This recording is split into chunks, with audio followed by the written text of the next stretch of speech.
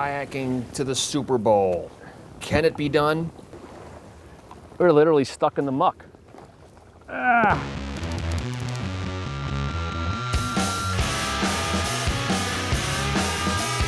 How you doing, everybody? Welcome to Legend Live. Well, the Super Bowl is coming here to the swamps of Jersey. MetLife Stadium in the Meadowlands. Now, the billions of people watching the game on TV will probably not even have a clue that the stadium sits in a giant swamp 10 miles west of New York City. But to give you a sense of this disgraced and misunderstood place famous for its garbage dumps, my photographer Andre and I decided to see if we could paddle to the stadium. You all right? We convinced the Meadowlands expert to be our guide, Robert Sullivan. And action. Author of The Meadowlands, Wilderness Adventures on the Edge of a City. It's the definitive book on the colorful characters and crazy history of the Meadowlands.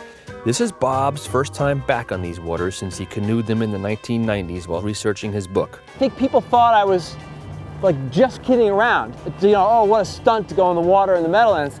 And sure, there was definitely a stunt aspect, but there's also this idea that you should explore what's right next to you. The Meadowlands, Sullivan writes, is a place that the forces of progress have perennially targeted, but have never managed to completely control. There's a long history of boondoggles, real estate boondoggles in New Jersey history, and the capital of New Jersey boondoggles in real estate is the Meadowlands. Because, you know, all back in there, like in the 1800s, a proposal for a giant dairy farm that would supply all the milk to New York City. Up in here, a little bit down there, was for a giant seaplane port that was going to be in the Meadowlands. So the Meadowlands is all about imagining what should or could be there instead of the Meadowlands. It's a history of dreams that tend to fall through. First spot we passed is one that's threatening to add yet another chapter to that history. It's called American Dream. It's a big, ugly mall/amusement park, formerly called Xanadu. It was supposed to open 8 years ago, complete with this indoor ski slope. Right next to MetLife Stadium, it'll no doubt have a lot of Super Bowl visitors scratching their heads.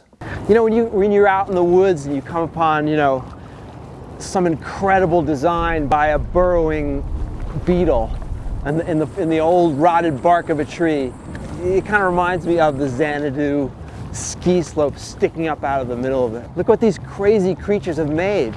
After passing Xanadu, we turned up Berry's Creek, home to 3 Superfund sites and reputed to have the highest concentration of mercury contamination of any freshwater sediment in the world. It's like the Super Bowl champion of toxic waterways. Eli sees an opening in Moonachie. Just a random pole here with a. I'm not touching it. It's got a solar panel on it. I'm not touching it. So we can't come out here to the Meadowlands without talking about Jimmy Hoffa. The Hoffa story is the primal story of the Meadowlands. So people said, oh, he must be buried in the end zone. Now, I know a guy who videotaped the construction of the end zone at the Meadowlands Stadium. So conceivably he would have the answer, but it's in beta.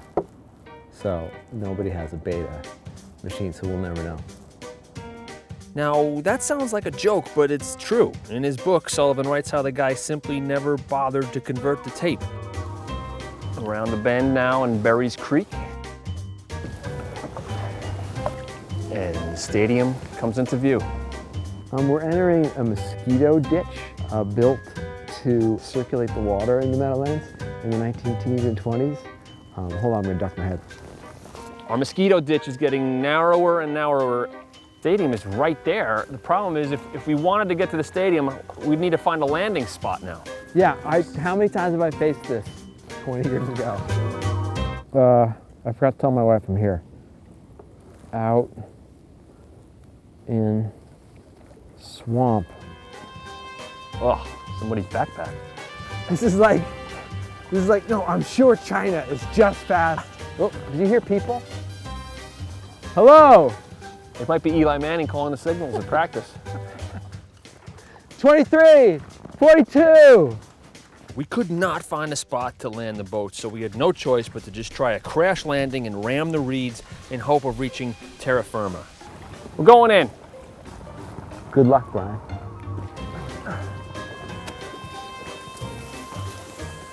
As close as we were, just yards from the stadium parking lot, Andre couldn't get through the muck and reeds, at least not without a machete, maybe a pair of waders and a hazmat suit.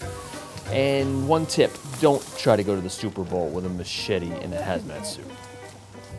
Andre, you're cutting the path for all the people who will want to come here. Just goes to show, when you're in the meadows, per se, you are, sorry to say, a world away from anything else.